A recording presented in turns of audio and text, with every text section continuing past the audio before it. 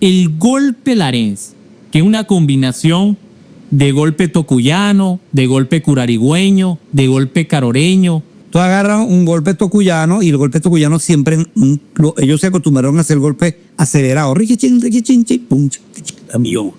En cambio, el golpe que se hace en Sanare suena más a guasa, que en este caso tú puedes escuchar allí la Zaragoza. Zaragoza. Y luego viene el golpe, ese golpe acentuado que tiene 3 formas rítmicas extraordinarias, que es Gurarigüey. Un golpe más a 6/8. En vez de a 3/4 es a 6/8. Para que tú dices media 2. Pero entonces, aquí en Carora, ¿qué se hacía? Bueno, Tino Carraco hacía guasas. Y la guasa que ellos llaman, casualmente, es el golpe de nosotros también, de Carora. Y el tamonangue es lo más hermoso que nosotros podemos tener. Porque en Venezuela no existe una danza más completa que el tamonangue. Y suena calaguda, calagrado. Hoy en Recorriendo con Josué Medina tenemos un invitado especial, a Luis José Rieras Vargas. Bienvenido, conocido como el Chispa. Hoy vamos a hablar de la percusión. Bienvenido, Luis. Muchas gracias por tu invitación a tu prestigioso programa, pues diría yo que y por la oportunidad que nos das a los cultores y a los músicos de estar aquí contigo. No, Chispa, bienvenido siempre. Esta es tu casa. El estudio del Chivo.com está siempre a la orden para nuestros cultores, nuestros músicos. Y bueno, Chispa, mira, vi tu currículo, extraordinario. Cuéntanos a todos, además de que eres un profesional de la percusión, cuéntanos cómo llegaste a la música rápidamente para que hagamos una síntesis de tu currículo. Bueno, tú sabes que normalmente aquí en Carora siempre hay una herencia musical. Y por los lados de mi papá, el abuelo de él, mi bisabuelo, era Crípulo Riera. Fue el primer violinista que tuvo Carora con una agrupación que se llamaba Los Terecitos. Y él, aquí mismo cerca de la Quebra Carora, por los lados de la Chiquinquirá, había una vega, que toda esa zona era de ellos, de los Rieras ahí. Y él tenía su casa allí con su esposa y sus hijos, y ahí construía instrumentos, le tocaba violín, 4 mandolines, y la esposa, se llama Eustaquia Crespo, también tocaba 4. Entonces de ahí viene una herencia musical a través por la parte paterna. Y por la parte materna, mi abuelo Carlos Vargas, de Otocuyo, también tocaba 4 y fue el primero que empezó. Mi abuelo paterno Riera me regaló un cuatrico hecho en palo de oro, yo mismo lo fui a buscar, y mi abuelo materno me enseñó tocar 4, pero por supuesto eso, con edad de 4 años, 5 años, y yo fui con otra persona grande, por supuesto, que me llevaron a Palo de Oro y escogí el cuatrico. Aquí una tía que se casó con una persona de Palo de Oro. Pero ya, tú sabes que uno como niño siempre la inclinación es hacia la percusión. Y entonces, en mi casa había un señor que mataba chivos por la parte de atrás. Y un día me regaló, dicen que no me lo regaló, que yo vi que me lo llevé, ¿no? Entonces, me llevé un cuevito de chivos que estaba ahí pequeño. Y con esa época que yo estaba niño, bueno, la leche, venían los potes de leche, eran de lata. Y bueno, y ese potecito de leche hice yo mi primer tambor. Y a darle plomo, pues, y después escuchando la gaita, todo ese poco de vaina, y los golpes. Entonces, bueno, ahí empezó todo, hasta que también Don Pío apareció por mi casa, porque cerca de mi casa estaba una casa vieja que en donde fue Alegría, hubo unas cosas de un señor que se llamaba Aníbal. Y entonces esa casa, imagino que tu papá se va a acordar de esa casa, duró mucho tiempo ahí sola. Pero en esa casa, cuando funcionó como Fe y Alegría, habían kinder, y nosotros íbamos de niños al kinder, que después nos pasaron para otro lado, pero estaba cerquita, ¿ves? Ahí llegaba Don Pío, y ya estábamos ya más o menos grandecitos, ya de primer grado, segundo grado. Y ahí llegaba Don Pío a hacer unos toques que lleva a las escuelas, pues. Y incluso hay una fotografía donde sale Edgar Mejía el Tatoa, imagínate tú, estaba ahí metido acompañando a Don Pío. Yo tengo una foto que se la pasé casualmente. Bueno, allí Don Pío nos puso a tocar un cumaco, porque estaban tocando un tamonangue. Y bueno, y empezamos ahí, entonces nos enamoramos de la golpera, del cumaco, y ya yo tenía el tamborcito mío. Luego, mi mamá me inscribe en la Escuela de Música de Juancho Querales, que estaba por la Corpahuayco. Estaba en la Escuela de Música de Juancho Querales. Anteriormente optaba por niños. Anteriormente era un niño, exacto. Pero ahí no daban clases de saxofón, de cuatro y tal, pero no daban percusión. Pero había un redoblante. Porque ya William Ávila, que era el baterista, que de esas épocas, creo que ya se había ido, no sé. Y entonces a Valencia. Pero yo empecé con alguien ahí a redoblar y a darle, y me pusieron, decía redoblar, veía que la gente redoblaba. Pero le tocaban era retreta, no sería cañonera. Y te estaban enseñando los viejos que estaban ahí a tocar música cañonera. Luego me entero, porque yo veo a través fui a un concierto de la Escuela Torre que estaba mi hermana, y allí vi una orquesta de cámara que estaba naciendo por primera vez, una orquesta de cámara que cargaba Juan Martínez con un chileno. Después que de esa orquesta de cámara, ya nosotros habíamos visto la Flor Carona en el Centro Lara, por supuesto. El Centro Lara fue siempre la cuna de que nosotros veíamos cultura allí, estamos cerquita. Entonces, a raíz de eso, mi mamá se averigua y entró, y voy a averiguar en la Casa de la Cultura qué pasaba. Bueno, y todavía no había percusión como tal. Entonces, el maestro Herella había llegado con los vientos madera, y empezó Joaquín Pérez Abarce llega, y Juan Martínez también enseñando vientos metales, pero todavía acéfalo de percusión, no había profesor de percusión. Y yo llegué, me puse a redoblar, y yo le llamó la atención de que un niño pudiera redoblar también, ya, es un instrumento que era muy extraño. Y entonces, bueno, Juan me dijo que le echara pierna, que empezara allí, que tal y para allá. Pero la orquesta tocaba más, los primeros conciertos fue algo orquesta de cámara, violines y cosas de esas. Y después algunos vientos madera, pero metales no. Después vinieron los vientos metales, y cuando hubo la oportunidad, ya yo tenía 9 años, 12 años, y había entrado a la Orquesta Sinfónica Infantil de Garol. Es decir, Luis, la influencia para ser músico de profesión fue a través de tu familia, tu papá, tu mamá, los inicios, a través de la influencia de Don Pío, Claro. a través de la influencia de Juan Martínez, Claro. y la Juancho Querales y la Casa de la Cultura. Perfecto. Y en ese desarrollo tú llegas a adolescente y te vas a estudiar a Maracay y a Maracay. A Maracay primero, sí. Maracay. Esa experiencia, cuéntanos de forma... En Maracay es muy interesante, porque cuando yo llego ya estaba la Orquesta Semiprofesional de Aragua, ya estaba fundada. Y yo tuve que audicionar para poder quedar allí. Pues de audiciono y quedo como percusionista de la fila de percusión de la Orquesta Semiprofesional de Aragua, pero continuó los estudios de percusión en el Conservatorio de las Delicias en Maracay. Luego, que la orquesta de esa, los Moros Amarillos le llamaban en la Avenida Bolívar de Maracay. Luego empezó gente a emigrar a Caracas, porque la gente buscaba... Siempre he buscado la capital. Exacto. Entonces buscamos la capital. Y yo incluso, antes de eso, a mí me dijeron que por qué no me quedaba en Barquisimeto, que estaban haciendo la Orquesta Semiprofesional de Lara, que hoy por hoy es la Sinfónica de Lara. Yo fui a audiciones y quedé, pero no me quedé porque lo mío era irme para Caracas.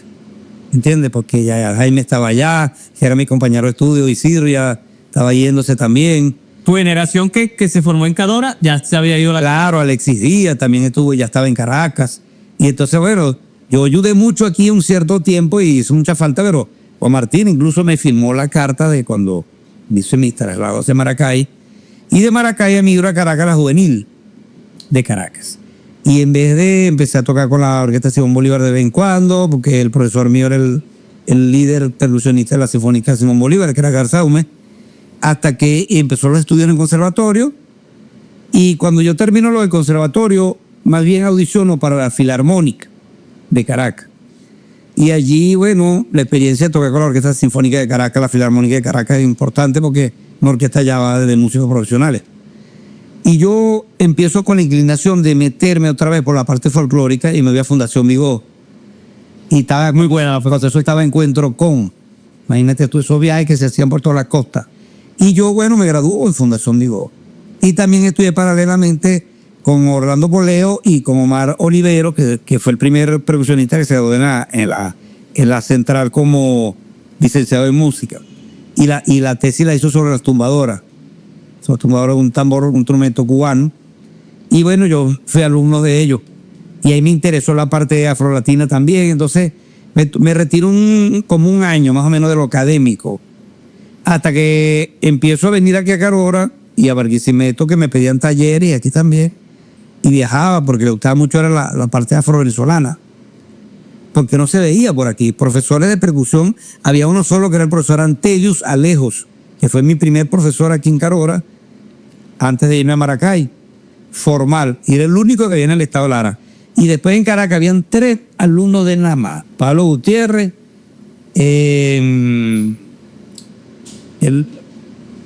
Aldemaro, que murió hace poco, y mi persona. Éramos 3 alumnos de él que estamos en Caracas de Lara. No había más nadie. Bueno, y a raíz de eso, casualmente, que por cierto tengo que hacer un homenaje al viejo. Él se lo merece. Él fue el único percusionista de verdad que leía música. Entonces, la gente no entendía, no sabía que todo esto folclórico se podía leer. Y yo empecé a introducir eso en Fundación Vigo también, explicarle a la gente muchas cosas, cómo podíamos tonificar y todo. ¿Ya? Perfecto. Entonces, ese desarrollo se llevó en tu adolescencia, ya tu madurez, y terminaste en Caracas con muchas amistades, nuevos profesores, maestros, y luego retornaste a Carora. Sí, porque estaba estudiando dirección orquestal y me enfiebré porque primera vez que a un muchacho que estudia dirección le ofrecen una orquesta, y el maestro de me ofreció la orquesta infantil de Carora. Y empecé a trabajar con la orquesta infantil de Carora y Dale, incluso cuando vino Sunchane con el Librao, que estamos hablando ahorita, hice un arreglo de un chamambo que lo hice un mambo con cha-cha-cha, lo convertí en un mambo con cha-cha-cha, y ahí donde la gente gritaba ¡mambo! Y eso es una gira por todo el estado Lara, donde Dudamel estaba pequeño, y cuando llegamos a La Salle, que nosotros lo poníamos a dirigir a él, yo le entregué la batuta a él para que dirigiera su primer mambo con cha-cha-cha. Y ahí se lo lleva Abreu a Caracas, y yo iba para Caracas, como te conté en un momento, no pude porque el maestro Greg quería que estuviera aquí. Pero luego de eso, aproveché de una oportunidad con Juan Martínez, que se fue a Madrid, se fue a España, y me dice, vente un año para acá, para que uno estudie percusión africana, percusión flamenca, y bueno, y puedes estudiar otras cosas que tú quieras, dirección si quieres. Y me fui a Madrid un año, entonces pues regresé. Ah, bueno, pero tienes experiencia internacional, nacional e internacional. Nos alegra mucho eso. Entonces, en esta etapa ya de tu vida, de tu carrera musical, hablemos especialmente en este podcast de la percusión, pero hablemos del golpe larense. Yo sé que hay muchas cosas que hablar contigo, Luis, y aquí podemos durar meses, pero vamos a centrarnos en lo que es el golpe larense, que es una combinación de golpe tocuyano, de golpe curarigüeño, de golpe caroreño, no sé si el quiboreño, si el de Palavequero, el de Sanare. O sea, ¿cómo podemos clasificar, y no solamente clasificar, cómo podemos darle el concepto al golpe larense? Bueno, mira, eso es algo muy interesante porque siempre se ha hablado del folclorista y mucha gente difiere de muchas cosas, ¿no? Pero lo importante aquí es que tú puedes probar las cosas a través de la historia y de los hechos. Porque ahí no se puede estar diciendo que eso lo hizo mi abuelo, que eso viene del fin del mundo, que yo no. Tiene nada que ver. El golpe es la parte pagana del tamorangue. Después que se hace el tamorangue, que es la parte religiosa nuestra, el tamorangue como tal, viene la rumba, viene las ganas de cantar, de rumbear, de parrandear. Y no pueden utilizar el santo para eso, ni los toques del tamorangue menos. Entonces ahí es donde la gente empezó a agarrar los instrumentos del tamorangue para cantarle a la mujer, para cantarle a los animales, a la vida, a las personas, ¿verdad? Pero entonces, eso que nosotros separado, eso que nosotros llamamos golpe, existe en el llano. Hay un golpe en el llano, existe el golpe tuyero, si existe un golpe oriental. Sí, el golpe es un género de que musicalmente es un 3/4, un 2/3. Y el golpe nuestro, el golpe de nosotros, es el joroco de nosotros los lares, el golpe que hacemos nosotros por estos lados. Pero la característica de cómo tocamos el golpe sí existe, que es cómo se toca en el Tocuyo, cómo se toca en Jurarigua, cómo se toca en Sanare, el mismo Barquisimeto y Carora y Curarigua. Entonces, por ejemplo, tú agarras un golpe tocuyano y el golpe tocuyano siempre, ellos se acostumbraron a hacer el golpe acelerado. Ese es el golpe que tú conoces En el tocuyo. en el tocuyo. Luego, incluso, Tino Carrasco hace un golpe tocuyano que se llama Amundo Barquisimeto. Se llama golpe tocuyano. Y la gente le dice Amundo Barquisimeto, pero es porque dice Amundo Barquisimeto. Pero el nombre es golpe tocuyano. ¿Pero por qué le llama golpe tocuyano? Por la rapidez, ¿verdad? De la rapidez que lo toca. Y el acento se parece mucho al toque del joropo, rápido. En cambio, el golpe que se hace en Sanare suena más a guasa, que en este caso tú puedes escuchar allí la Zaragoza. Ay, Zaragoza, ay, Zaragoza, ay, Zaragoza. Eso suena más entre tamonangue y el golpe de ellos. ¿Entiendes? Porque suena más a guasa, que llamamos nosotros, que era que suena más a los lados de la parte andina nuestra. Y luego viene el golpe, ese golpe acentuado que tiene 3 formas rítmicas extraordinarias, que es Jurarigüey. Un golpe más a 6/8. En vez de a 3/4 es a 6/8. Para que tú dices media 2. Ya viene el gavilán. Y suena con un cha, chuchaco, cha, cha, cha, cha, cha, cha. Ese es el golpe de Jurarigüey. La asentación en la mano derecha, la mano rítmica, es la que define de dónde es ese género, si ese golpe que están tocando. Por eso es que te digo que el golpe es el joropo de nosotros los larenses, porque entonces incluso dice, ya va, pero entonces aquí en Carora, ¿qué se hacía? Bueno, Tino Carrasco hacía guasas, y la guasa que ellos llaman, casualmente, es el golpe de nosotros también de Carora, que suena más a merengueado, que te puede sonar, ay, la. Que lo vimos, oírle al pollito que ven con chaco. que lo vimos en Anomenal. Claro, eso es de Tino Carrasco. E incluso hay varios golpes de Tino Carrasco, María Rosa, como tú lo llamas. Pero él lo lleva a la forma de los golpes que existen en el Estado Lara. Por eso es que el golpe no se puede decir que el golpe es netamente tocuyano, netamente jurarigüeño. No. El golpe es el joropo de nosotros los larenses y por lo tanto es un golpe larense. Con el estilo que le han dado todos los territorios.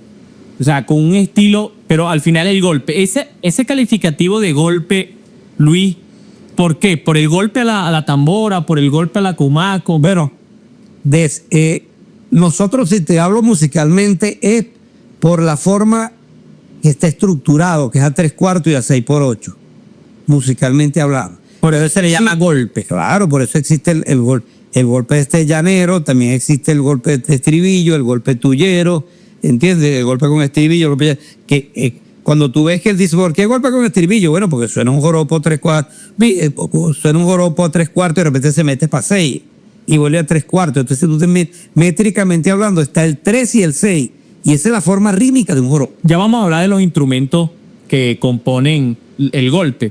Pero vamos a hablar de cómo se ha cementado el golpe. Tú hablaste de la parte religiosa pagana y que tiene mucho que ver.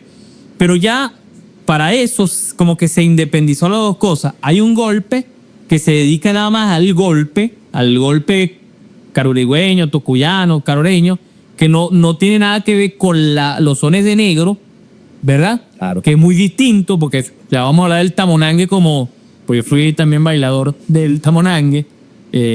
Y vamos a separar y a caracterizar por qué el golpe normal de la agrupación con el sexto, con el quinto, con el 4 y la tambora y por qué se diferencia del tamonangue, los sones de negro en cuanto a estos ritmos, a estos elementos de los instrumentos.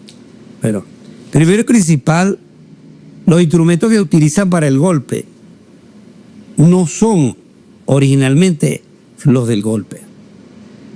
¿Por qué? Porque en el tocuyo quitaron prestado los instrumentos del tamonangue para hacer golpe, que es el sexto, el medio cinco, el quinto o requinto, el cuatro, ¿verdad? Y como no podían cargar el cumaco aquí, inventaron la golpera, midiendo un redoblante, le pusieron un parche, tum, sonó y le colocaron un ritmo a tierra 3, tum, pum, pum, pum, pum, pum, pum, ¿verdad?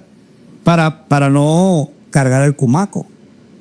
Eso, casualmente, ellos cargan sus instrumentos del tamonangue.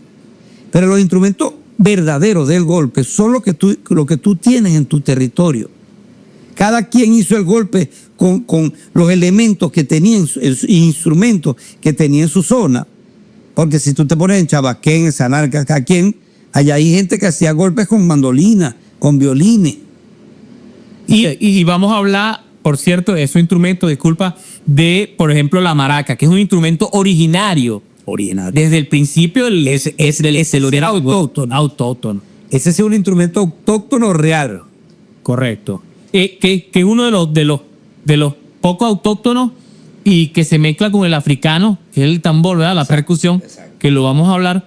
Pero entonces, ¿cómo podemos decir entonces que comenzó en el golpe larense, en el golpe nuestro, esa cultura, o sea, esa riqueza cultural entre esta mezcla de indígena, africano, españoles?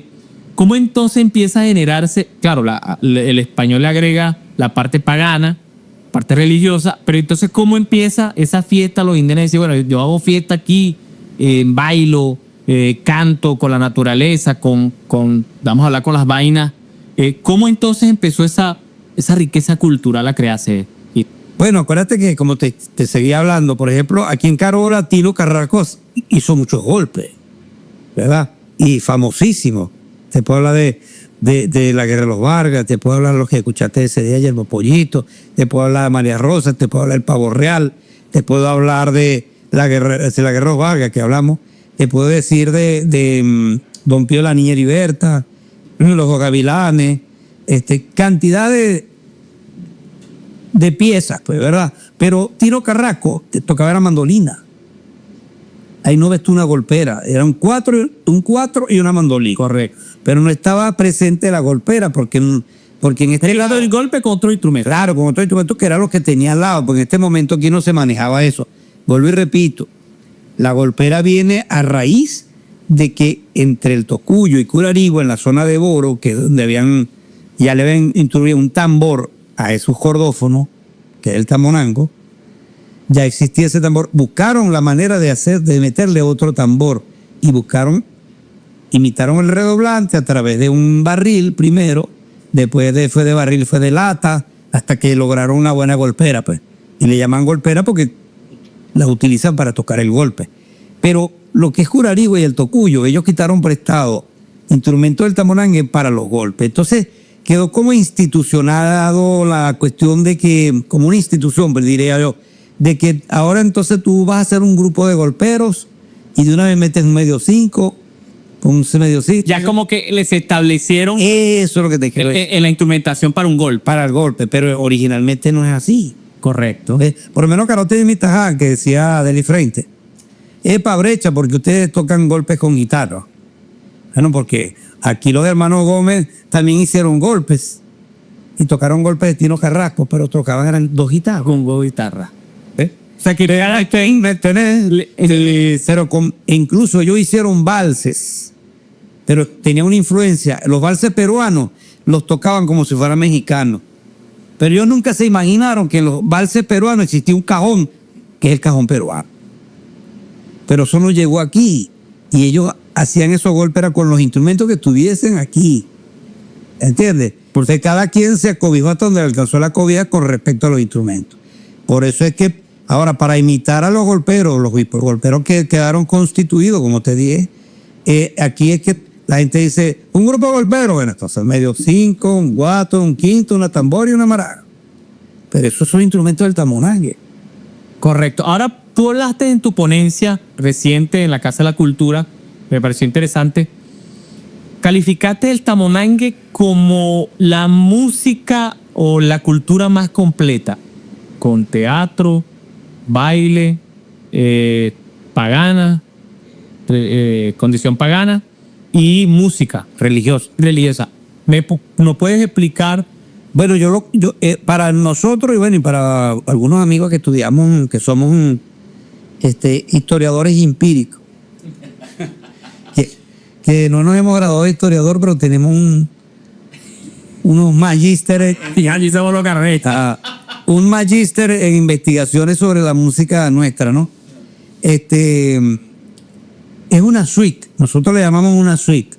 Una suite está compuesta de danza, teatro, música, en este caso colorido, escenografía. Así están compuestas las suites. Es una ponencia, una gran suite. Y el tamonangue es lo más hermoso que nosotros podemos tener, porque en Venezuela no existe una danza más completa que el tamonangue. Y sin embargo, los Diablos de Yare se pusieron todos de acuerdo, diferentes zonas que lo hacían, y la UNESCO les dio el reconocimiento mundial. Aquí los tamonangueros por fin se tienen que poner de acuerdo, y aquí se empieza con la bella, llegó el Yiyibamo, yo no sé qué, tiene una discusión en cantidad de cosas que eso son cuestiones humanas, pero tenemos que empezar en cosas universales. Y les propuse, incluso yo conozco el área y les propuse, disculpas Luis, para que esto sume en la realidad que tenemos que concretar. Yo propuse que teníamos que hacer un festival de todos los golperos a nivel del estado Lara, puede ser Curarigua, puede ser Tocuyo, nos ponemos tamonangueros o tamonangueros, pero que hagamos un festival para escoger el día del tamonanguero y la tamonanguera. Es decir, aquí no se celebra, sino que se celebra nada más el día de San Antonio, pero no le damos fecha, no le hemos dado fecha a esta altura, a un día para conmemorar, y puede ser la fecha de Don Pío Alvarado, puede ser la fecha de otros tamonangueros, Nicímaco Gutiérrez, que fue antes de Don Pío. O sea, para conmemorar el día del tamonanguero y la tamonanguera. No nos hemos puesto de acuerdo en eso. Imagínate tú. No, eso para que tú veas. Entonces, esas cosas tenemos que trabajarlas, Luis, para lograr que lo que tú dices, esa suite, que es el tamonangue, pueda proyectarse, pueda, por supuesto, pueda tener el valor. Incluso lo que estaba investigando Richard la otra vez, y acuérdate que aquí a Carora se hacían muchos tamonangues, pero eran porque eran buscados para el 13. Iban a Curarigua, traían músicos, hacían el tamonangue y ya. Imagina. Y eso era así, pero no había constituido aquí en Carora un grupo de tamonangue que fuera de verdad constituido aquí. Y eso lo hizo la Casa de la Cultura en 1967-8 con Don Pío. No, y después viene la experiencia de mi papá, Richard Melena. Bueno, ya eso ellos construyen. Pero ya San Antonio llega con el padre, el presbítero Licímaco Gutiérrez, pero ellos también generan ese tipo, hay que reconocérselo públicamente, en verdad. Un esfuerzo extraordinario de la capilla desde el Cerro de la Cruz. Allá es otra cosa, el recorrido. Hasta llegar allá. O sea, pero ¿cómo va evolucionando el tamonangue? ¿Cómo se va expandiendo? Claro, imagínate tú, es que con Martínez se trajo nada más y nada menos que a Don Pío, a Félix Campos, a Teodoro Campos, a Los Campos, si todas las batalleros, entonces, y a Victoria, toda esa gente fuerte, pero que se quedaron, es lo que te estoy explicando. Porque los demás tamonangueros eran que venían y se iban, los traían, venían y se iban. Algunos se fueron quedando por aquí por el barrio de Santo Domingo, otros sí, otros no. Y se reunían nada más para la festividad del 13, pero no mantenían un grupo. Que ese grupo, te invito a que lo veas, hay que buscarlo en Venezolana Televisión, en el programa de Jesús Sevillano, cuando se presentó por primera vez ese tamonangue. Qué bueno. No, sí, el tamonangue ha sido un proceso desde los indígenas, desde los instrumentos originales. Y ya estamos cerrando, Luis, pero antes de eso quiero que nos explique más o menos el origen de las maracas, como ponencia que tú tuviste. Tu ponencia es extraordinaria, ojalá podamos apoyarte para que tu ponencia llegue a todos los rincones del estado Lara, y por qué no en el país.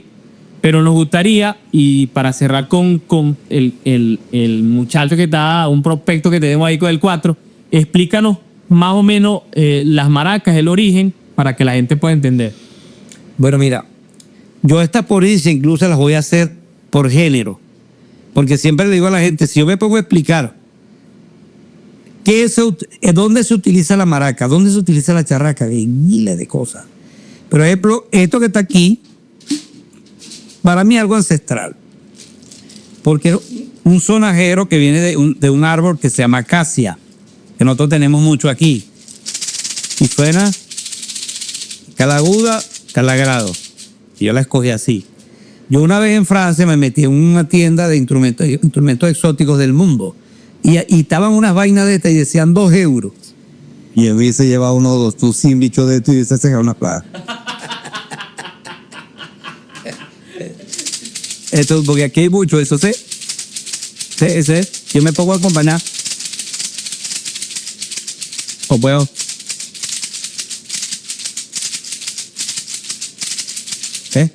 Y esto suena muy bien, imagino que ellos también lo usaron. Esta maraquita que está aquí, esta maraquita es una maraquita de ritual, esta la usan los chamanes, por eso no tiene mucho capacho y no suena mucho, porque esto tiene solamente una intención de hacer un sonido que lo necesita el chamán. Como verán, mira cómo trabajan la totuma, ¿no? El origen de la maraca es un árbol que nosotros nos sobra mucho aquí, en el llano también hay, que se llama taparo. Y nos da este fruto que le decimos tapara. Entonces, esto es verde, se le saca la comida, se deja secar y se tira al piso para buscar la nueva sonoridad, se lía, se full. Ese es de chamán también, pero en cambio para que tú veas cómo es de coco. Ellos andaban buscando mejorar sonidos, mejorar lo que tuviera, hasta que consiguieron esta de coco, ya más técnicamente le colocaron un palo fijo, ¿ves? Y le echan la semilla o capacho que existe por ahí en los jardines, una semillita dura, o antes usaban mostacilla, pero la mostacilla del plomo larga por el respiradero que tienen que colocarle, y lo que hacía era que nos manchaba. Entonces el capacho suena más organizado. Y cuando se toca con las dos,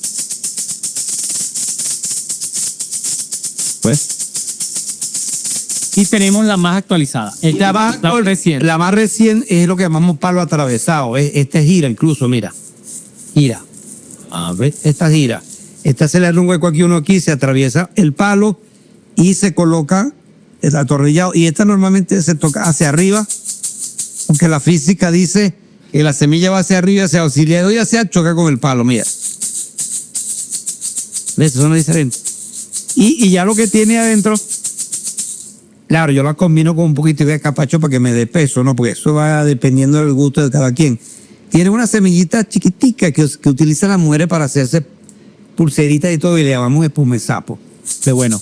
Mira, Luis, ya estamos cerrando, ya llegamos al final de nuestro podcast. Vamos a llamar a tu garbañante, a Ricardo. Vete, Ricardo, para cerrar ya. Tú con las maracas, él con el 4, para que nos den con un golpecito ahí. Cerramos el podcast de hoy que tuvimos con Luis. Chispa Riera, mejor conocido como el Chispa.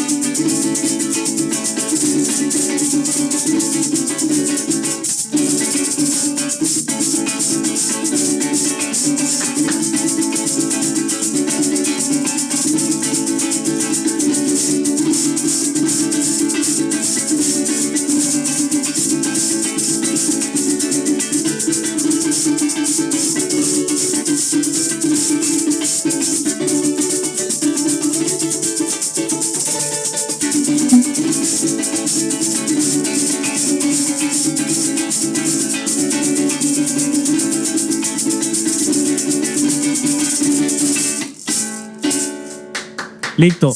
Chispa, tu última palabra por el programa. Bueno, muchas gracias por tu invitación. Bueno, estaremos siempre al pendiente. Y esto es muy interesante, que la gente empiece a conocer el folclore y de dónde se originan los instrumentos y los diferentes ritmos en cada zona, diferentes géneros. De verdad, muchas gracias. Y bueno, gracias a Ricardo también, que llegó aquí a apoyarnos ahorita, y continuaremos en algún momento. Bueno, esto es todo. Nos despedimos del podcast Recogiendo con Josué Medina.